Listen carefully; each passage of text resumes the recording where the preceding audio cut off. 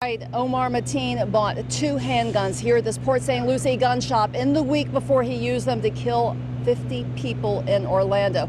This morning, that gun shop owner, and then again just moments ago, telling us that, yes, he bought them here, he was an evil person, and the gun shop owner wishes he hadn't. An evil person came in here and illegally purchased 2 firearms from us. And if he hadn't purchased them from us, I'm sure he would have gotten them from another local gun store in the area. Gun shop president Ed Henson says he was familiar with Omar Mateen before he came here 2 times in 10 days, buying a 9mm handgun and an AK-15 rifle legally. A full background check was performed by Florida Department of Law Enforcement. Henson says ATF agents who reviewed his logs Tuesday concluded everything was by the book, including a 3-day waiting period and background check, and did not close down his store. Mateen worked as a G4S security guard a few miles away at the south gate of PGA Villages. Before working there, Mateen was a security guard at the St. Lucie County Courthouse in Fort Pierce. Officials here at the St. Lucie County Courthouse confirmed that Omar Mateen worked here at the courthouse checking people for weapons until 2013. It was in 2013 that the FBI says co-workers first alerted them to Mateen, claiming he was making terroristic statements. However, the FBI says a check revealed no threat and they closed the case. Mateen owned this home on Bayshore Boulevard with his wife Noor, where his parents now live. Records show he quitclaimed his title to his sister and brother-in-law in April, and at the time of the shooting was living in a Fort Pierce condominium owned by his family. And back out here live in Port St. Lucie, that gun shop owner again stressing that everything was illegal here and ATF has not closed down his shop. Now, Omar Mateen actually did work in several places here in St. Lucie County as well as Port St. Lucie, and that gun shop owner says he's not sure whether he bought the handgun, which entails a 3-day waiting period first, or if he bought that long gun first. That you can walk out after a background check the very same day that you buy it. Live in Port St. Lucie, I'm Terry Parker, WPBF 25 News. Terry, thank you. And for the second time in as many days, the gunman's father spoke publicly about the shooting. Angela Rozier joins us live, and Ange, he maintains he had no idea his son could have been involved in any kind of terrorist activities. That's absolutely right. As a matter of fact, right now we're at Omar Mateen's condominium here in Fort Pierce. Earlier today, we were at his father's home in Port St. Lucie, where he invited reporters inside to talk about his son, talk about his son's actions, and to apologize. They are shocked. They can't believe what did he do. Sadiq Mateen says he does not approve what his son did. Throughout my life, against terrorism, against injustice, against what anyone can do against the United States, especially my homeland, USA. Mateen says the last time he talked to his son was the day before the shooting, and he says he had no idea he was going to Orlando. If I did know 1% that he is committing such a crime, my son, I would have arrested myself, I would have called the FBI, I would have called the local law enforcement. Mateen invited a group of reporters into his Port St. Lucie home Monday morning to talk about his son's actions. He says his message as a father, this is painful, and he says he's sorry and upset. I loved him so much and dearly. I condemn what he did. I wish I did know that what he was doing, if I did catch him, I would have arrested him myself. And he also says the victims injured, he hopes they have a speedy recovery. But coming up at 6, we'll tell you why there was more police activity here at his son's condominium. Reporting live, Angela Rozier, WPBF 25 News. Angela, thank you. Day after declaring a state of emergency, Governor Rick Scott's now activated the Florida Disaster Fund to help in the response to Sunday's attack in Orlando. The Disaster Fund helps provide financial support to organizations that serve survivors, their families, everybody in need. The governor said, quote, "We are committed to ensuring that every resource is available to help those in need following yesterday's horrific terror attack in Orlando. We'll continue to work together in the coming days to do all we can to help this community heal." Now today in downtown West Palm Beach, people did just that, gathering together to help in that healing process. Jimmy Johnson was there as dozens of people came together for a special memorial. From Orlando to West Palm Beach, many people mourning a day after 49 people were killed and 53 people injured at a nightclub. Today, The pride flag at half-staff. The mayor of West Palm Beach, community leaders and activists with the lesbian, gay, bisexual, and transgender community gathered for a memorial. The event on the heels of the Orlando nightclub massacre, now considered the deadliest shooting in our nation's history. To remember victims killed and injured, a pride flag was raised. Community leaders say this could have happened here.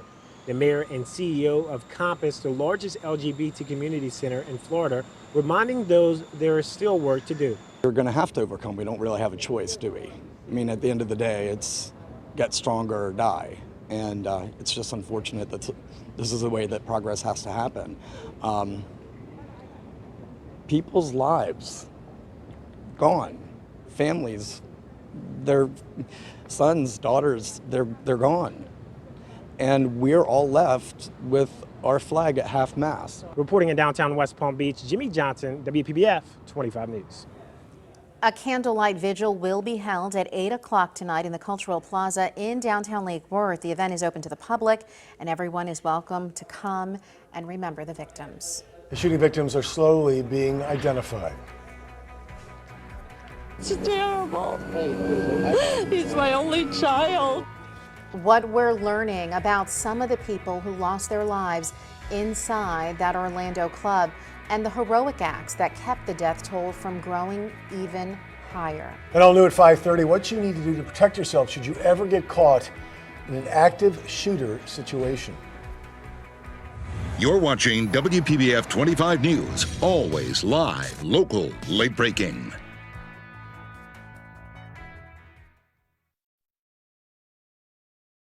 Of heartbreak and heroism continue to come out of the Orlando nightclub massacre. And we're now starting to see the faces of the victims who did not survive, as well as hearing from more of those who managed to get out.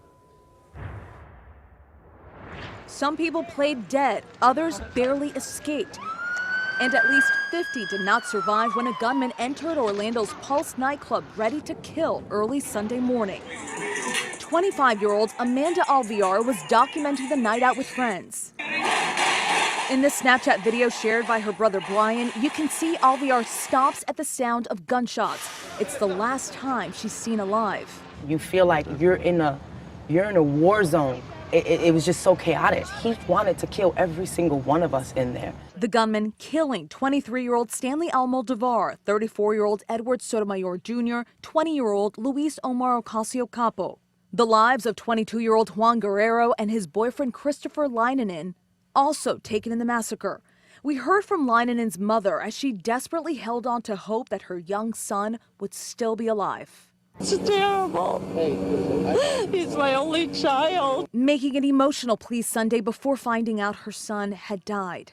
The victims are slowly being identified as family and friends wait to be reunited with their loved ones, while others who were at the club shared their stories of survival and heroism. It was hard knowing that I'm alive because my buddy was right behind me and he gets shot in his back, and he's in there. Orlando Regional Medical Center says of the 44 victims who arrived at the hospital, 9 have died. Surgeons have performed 26 operations on the victims, and a number of patients remain critically ill and in shock. Stephanie Ramos, ABC News, Los Angeles. U.S. Senator from Florida Marco Rubio says what's happened in Orlando has him reconsidering his political future. That could include entering the U.S. Senate race. For months, Rubio has denied rumors that he will seek re-election in the Senate after saying he would not run. But in an interview with conservative radio host Hugh Hewitt, Rubio said the shooting has had a profound impact on him and that he and his family will have to pray about a possible run for re-election to the U.S. Senate. Rubio went on to say he did not want to tie any political decision to the shooting. The deadline to enter the race is 11 days away, June 24th. Security officials at Disney World are ramping up security following the attack in Orlando. Police have been reporting long lines outside the theme park since the shooting. Everyone is now temporarily being directed through metal detectors, whether they have a bag or not. Following the terrorist attacks in San Bernardino back in December, Disney World installed the metal detectors at Magic Kingdom, Hollywood Studios, as well as Animal Kingdom. The parks also stopped selling tour guns and prohibited people from bringing large backpacks and drones into the park. Well, for the first time, Facebook has activated its security check for people here in the U.S. The social media site has previously used this feature after emergencies in France, Belgium, and Pakistan, but never here. The tool lets Facebook users in Orlando confirm that they are safe, unsafe, or outside the affected area with the click of a button. The people at JetBlue are doing what they can to help in the wake of the tragedy. The airline providing free seats on available flights to and from Orlando for all immediate family members and domestic partners of the victims who were killed or wounded. JetBlue says they're also going to make a charitable contribution to support the victims and their families. Let's go to Mike Lyons for a check of your forecast. Mike? All right, Todd, off we go. First Alert Skycam Network. You're looking live at our Jupiter Beach Resort. Blue skies, hot, mostly dry across South Florida today. Those temperatures near normal, just a few showers over inland areas. Let's check the high and the low, pretty much where we should be. 89 this afternoon, our normal high 88, morning low right around 74 degrees. And right now temperatures still hot, still humid, but blue skies. 90 right now in Stewart, 86 in Boca, 88 Port St. Lucie. You move inland, a little bit hotter here. Okeechobee 91 and Belgrade 92 degrees. Sea breeze kicked in this afternoon. We're tracking 1 or 2 isolated showers, but like yesterday, most of us are high and dry. Our First Alert Doppler radar tracking some showers just to the west and northwest of Royal Palm Beach, kind of drifting toward the west southwest, kind of falling apart. The rest of south and southwestern Florida also relatively quiet today. And as we look at the Treasure Coast, one shower just southwest of Lakewood Park, it continues to move away. Got some dry air that finally, you can see a couple of showers around Sarasota. Got some dry air that finally worked its way in after all that rain from last week. You can see the water vapor satellite imagery. See the bronze color showing up here?